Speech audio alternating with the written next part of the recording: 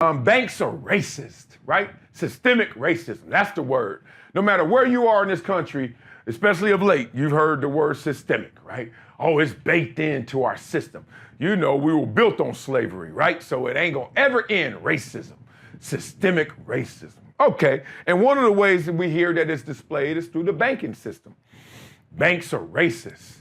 So when a white person says banks are racist, you say, really? Interesting, right? Oh, okay, y'all telling on yourselves. When a black person says it, you're like, shut your ass up. You're a victim, right? But what happens when a white person says the banks aren't racist? You just turning a blind eye. You're probably a quiet racist. What happens when a black person says the banks aren't racist? You sell out. But then you gotta listen. No matter what name you call all them people, you gotta shut it up and listen. And when you listen, you start to hear, once again, this world ain't black and white, not this country. It's always green. Listen to my man from Compton, John Hope Bryant, talk about banks. Are they racist? What would you say to people who hear you say, the color isn't black or white, it's green, but then they would say, but hey, there's systemic things, systemic racism that shows up in a lot of these institutions that keep us from getting to the green. Like, the stat that says mortgage denial rate for black borrowers is twice that of the overall population. How do people get around stuff like credit that? scores? I mean, look, my mother, when she passed away last year, Juanita Smith, had a credit score of 854. When she went to the computer, DJ, at midnight, the credit score, the computer didn't say, are you black? Are you Latino? Are you Indian? Well, let me look at you. The computer said yes. I challenge anybody listening or watching this program. Get a 7 in front of your name on your credit score. Forget all this drama. Go look at it on the computer and type your stuff in. Now, you have to have an income. Don't play games. Now, you have to have an income. You got to be paid back. But you have a decent credit score. You didn't play games with the credit bureaus. You didn't pay for it. And watch the approval come through. And by the way, if it doesn't, come see me at Operation Hope. We'll go advocate for you to the banks. I have a policy at Operation Hope. Now, I funded $4.5 billion over 30 years. I have a policy. I'll approve your loan if the bank doesn't. I'll put up my balance sheet. If you do what we say at Operation Hope, you get your credit score up, you get your debt down, you get your savings up, just follow what we're saying. We'll walk you into the best bank with the best terms in America. They may be racist, by the way. Maybe the person, it's not the bank that's racist, it's the person you're talking to, by the way. Bank wants to make some money, right? But if the person you're talking to happens to have gone from a horrible family and is a racist, doesn't want to give you a loan, we'll make sure they do. Not 1 ounce of my self-esteem depends on your acceptance of me. I'm not coming to you for religious and spiritual guidance. I mean, look, I'm coming to get a mortgage loan, right? I don't need you to be my friend. It's okay if you don't like me. I like me, right? So, but let's keep the message straight. I'm not coming to church. I'm coming to get some capital. I will walk you in there and dare them not to approve your loan. The bank's in the business of making money. They can't make any money if they don't make a loan. All right, there were 2 points in there that I thought were tremendous. The first one is him talking about the fact that if you got your credit score intact, that's going to trump everything else. Like, that's the primary indicator of someone who is capable of paying off a loan. Like, to accept the loan and to repay that loan, let's check that credit score, right? So of all these variables out there, and we all know what they are, from race to gender, age, occupation, blah, blah. What's your credit score again? Like, let's start somewhere, okay? Because we're all different. Let's bring us all together. Kind of how the SAT was doing for so many years. Okay, you went to this school, you from this neighborhood, you that smart, your GPA is this. Just, what's your SAT score? Remember those days? Now, credit score is that for financial institutions, because they want to know, what have you built up in terms of repayments? What have you built up in terms of assets? What have you built up in terms of what you're going to do in terms of being a responsible borrower? Credit score. All right. And everybody knows we all been through it, especially you from underserved or you low income like me, whoever you are. Mama done messed up your credit score. And if mama didn't mess up your credit score before you got to college, you certainly did on orientation. Orientation week, CNBA and all them credit card companies is out there, give you $500 for what? Just sign this line right here. And then what? $500. What? I was like, what? Went and bought me a Pioneer 3-disc changer that day. Credit score messed up. Why? I ain't got no job. I'm just a freshman in college at Columbia. Oops, credit score going down. Oops, can't really get capital. I love that point. So look, if you really want to get on a level playing field, level up.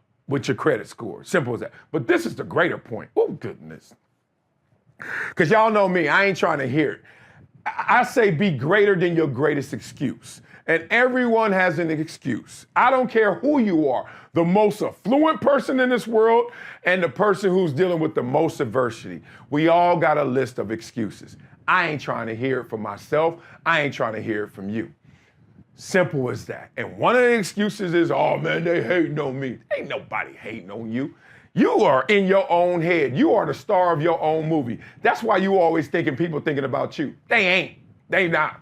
This world ain't black and white like you think it is. It's green like a motherfucker.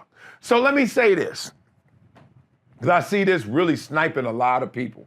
Oh man, they ain't gonna do nothing for me. They ain't gonna give me that. Why? Why? Because I'm black, because I'm this, because I'm that. They racist. Police are racist. No, the cop that you met was racist. If he was. And I ain't gonna take your word for it. Give me some proof.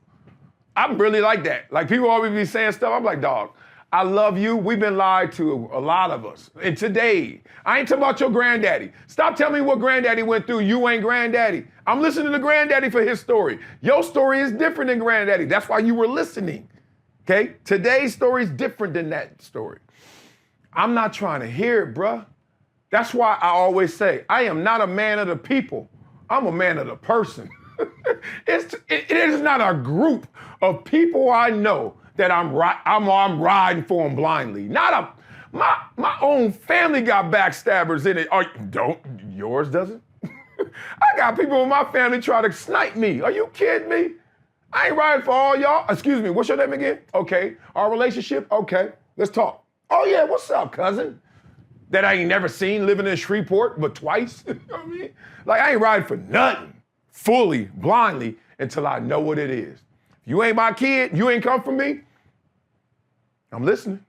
And you should be listening to me. Simple as that. So this whole blind riding, stop it. Be a person for the person, not a person for the people. They gonna let you down. Let's talk over this. He said, I don't care if you went to a bank and you met a racist teller. I don't care if the person on the loan officer was racist. They ain't the bank. They ain't the capital. They ain't the president. And if they are, there's another bank. But stop letting that get in the way of what you need most. You ain't go there to see if they were racist. You ain't go there to see if he was the homie. You ain't go there to see if he supports you and your cause.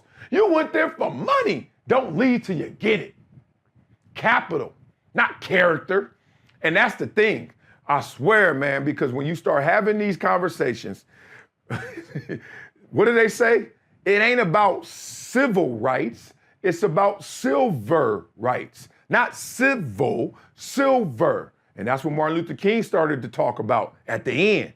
And then the end became the end. Y'all know what happened. The tune changed from how you treating me to what you got for me. And when he said that, So we know it's a different conversation to have. And I'm glad he had it, because he's actually from my neighborhood. He's from Compton, South Central, a little bit older than me, so I didn't see him growing up, all that stuff. But you heard the man, $4.5 billion him and his organizations have lent out to people. Operation Hope. I ran into him at Ben Horowitz's foundation, Paid in Full, which was in November of last year, and just walked up to him and gave him a big salute and respect for what he does, and we chopped it up for a second. I got love for people who cut through. Not only cut through because, look, I'm trying to help you get what you want. You don't care about Jane on line 1. You care about all that money going into your bank as a line deposit, right? Line of credit. That's what you care about. Forget Jane. Pay for Jane after you get your money. Pay for Jane to get fired, right? Sue her or something. But the point is, get yours. I love that part. He bringing people in. Said, come on, man, stop getting distracted. Fuck that. Don't care what they talking about. Go get the money. And the second thing I like is he has that bridge and that access to the capital. So the people there can start to respect those who don't have everything that they need. But they got that credit score. But they also got the opportunity and they're responsible borrowers. So now you got people with capital who can look like you. He's a black guy lending out billions of dollars. So don't give me this whole black and white stuff. Yeah, there are more white people probably on that side than on this side. We get it. Well, actually, it's going to be more white people on both sides. But more black people on this side maybe than that side. But the point is there's enough. And the point is, who cares what color they are? They green. Get yours. Go get yours. So salute to John Hope Bryant once again. Compton, doing our thizzle. South Central. But more importantly, weigh your options, weigh your problems. Lesser of two evils, right? We understand that there are going to be some people who block you. I don't care what they blocking you for. They could be blocking you because of race, gender, background, fear of the unknown. Who cares? Go get yours. All right, that'll do it for today's episode. Never Shut Up.